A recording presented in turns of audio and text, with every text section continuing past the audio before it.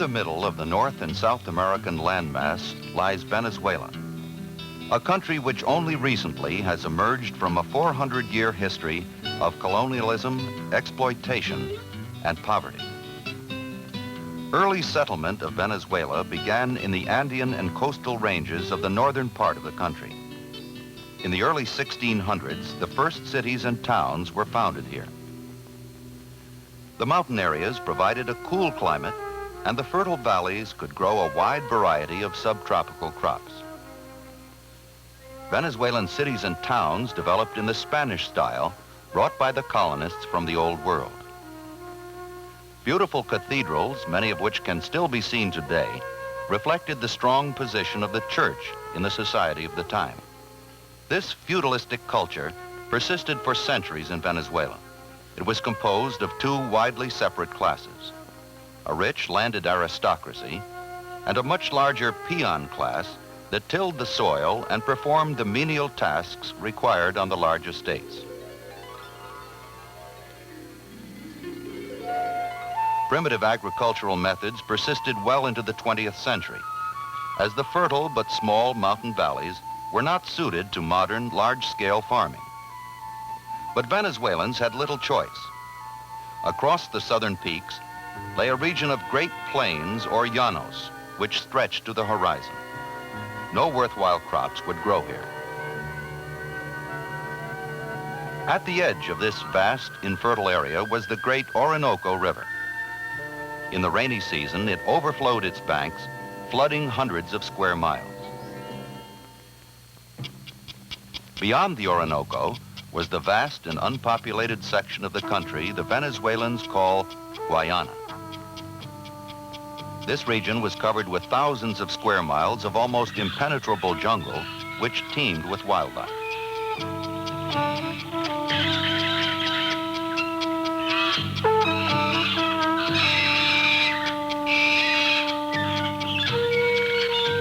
But the jungle soils of Guayana, like the Llanos, were unsuitable for agriculture. The whole area lay almost untouched for centuries. Even Angel Falls, the highest waterfall on Earth, was not discovered until 400 years after the first Spanish settlement of the North. For centuries, in their poor and remote villages, most of the people lived quiet lives close to the soil.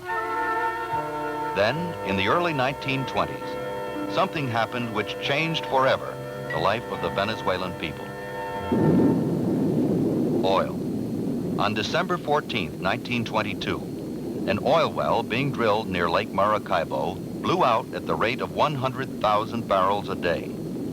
It continued for a week before being brought under control. Today, Venezuela is one of the largest exporters of petroleum in the world.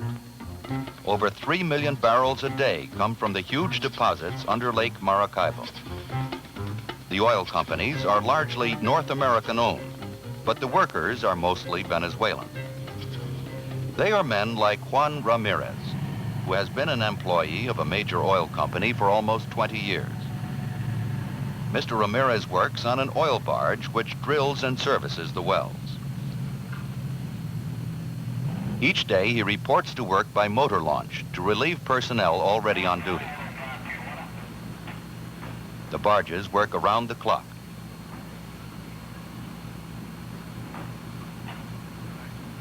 Mr. Ramirez is a foreman. He supervises operations on the barge during his shift.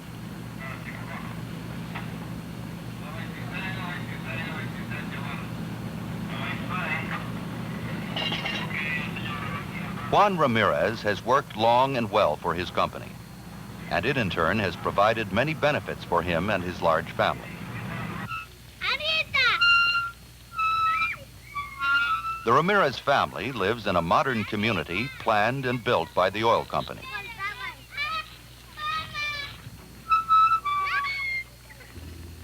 On his way home from work, Juan Ramirez passes the attractive homes which the company sells to its workers at prices they can afford. He often stops at the playground to see which of his many children are there.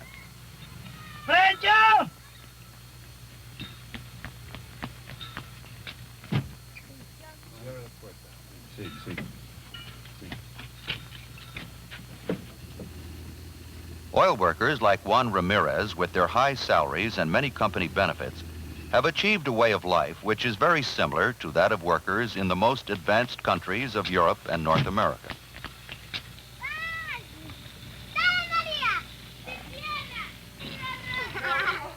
Lucia Ramirez, an older daughter of the family, attends a local school which was built with funds provided by the oil company and the nearby town.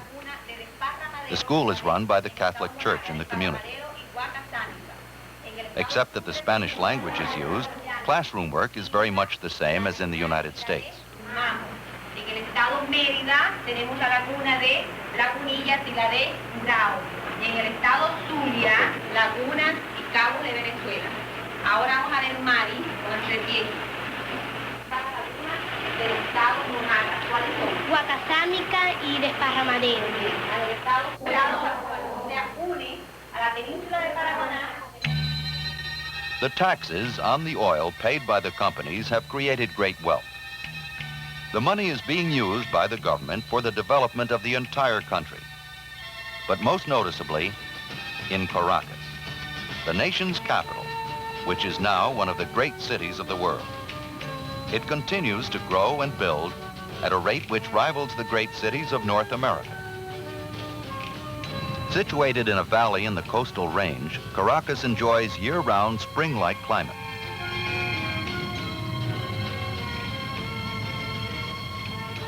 A modern system of superhighways bears a mounting flow of traffic, reflecting the prosperity of the new middle class. Raul Garcia is a member of this growing middle class of Caracas. He lives in one of the many attractive residential areas of the city. Mr. Garcia is a development expert who works for the Venezuelan government. He takes great pride in the modernization of his country. He can see examples of it on all sides. But Raul Garcia, like other thoughtful Venezuelans, realizes that his country's oil wealth has also created problems. For faster than new apartment houses can be built, more poor people from small towns and rural communities stream into Caracas, seeking jobs in the booming city. They have covered the hillsides with their tiny shacks and crudely built houses. Life for the teeming thousands of people who live in these ranchos, as they're called, is difficult.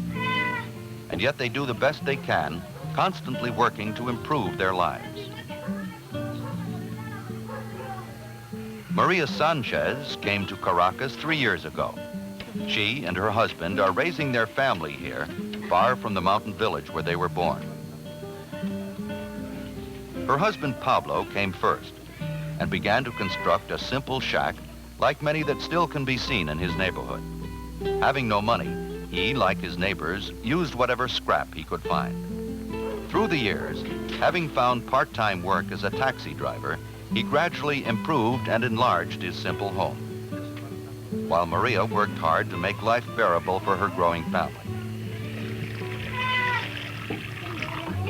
Someday, if they're fortunate enough and work hard enough, the Sanchez family hopes to have a home like their neighbors, perhaps even a second-hand car. Not all the residents of these ranchos have been so fortunate. Thousands of unemployed people live here in conditions of extreme poverty.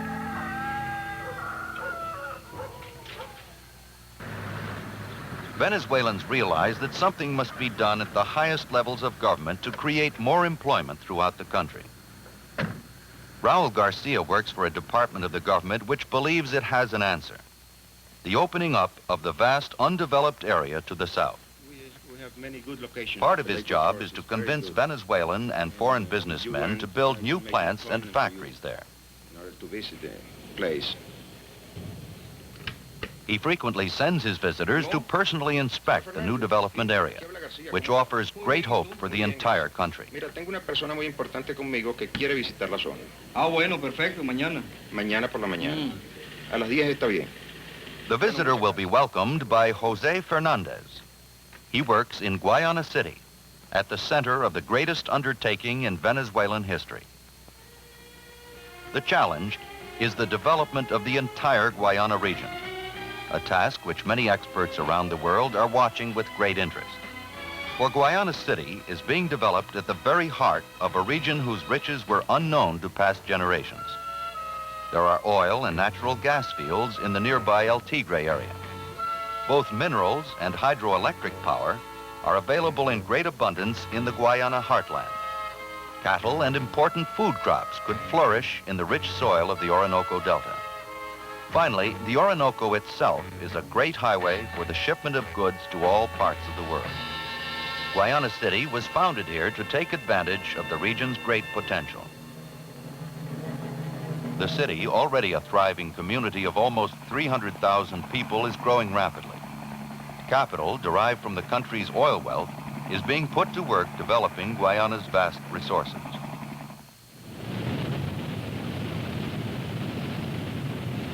"60 miles up the Caroni River from Guayana City, the first stage of the huge Guri Dam has been completed. Hydroelectric power is already being sent to communities as far away as Caracas. When the third and last stage of the construction is completed, the dam will be one of the largest in the world. The reservoir is already of enormous size. Not far away are the vast mining operations at Cerro Bolivar. The famous Iron Mountain is believed to be the largest single iron ore deposit in the world. Iron from Cerro Bolivar and power from the Guri Dam, supplying the immense national steel plant in Guayana City. This and other basic industries in the city are now providing jobs for thousands of workers. As these industries continue to grow, they will lessen the country's dependence on oil and help build other domestic industry. In the Orinoco Delta, the mighty river divides into dozens of smaller streams, which cut through rich alluvial soil deposited there by the river. Dikes and dams are now being built to control the seasonal flooding, which has made this potentially rich farmland useless. Gradually, good land is being opened up to Venezuelan farmers. Fruits, vegetables, and beef cattle are now being successfully raised in small but growing areas of the Delta.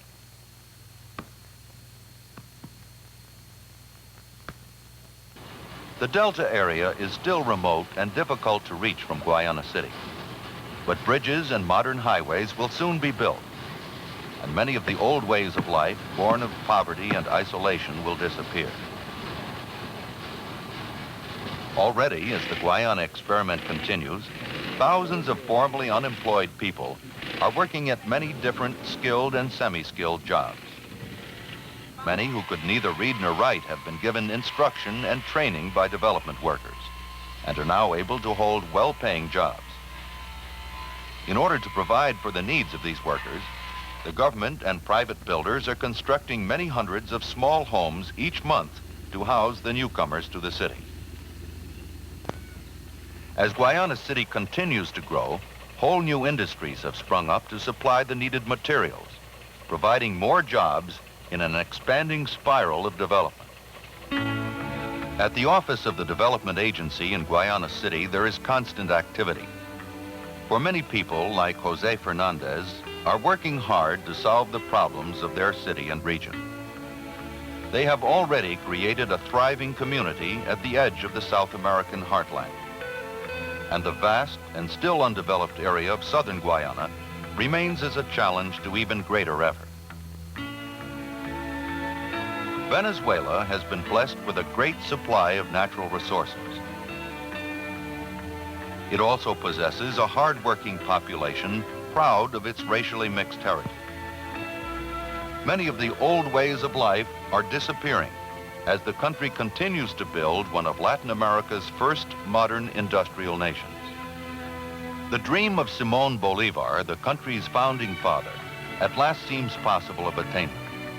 It was a dream of a free, prosperous, and self-governing people in the land of his birth.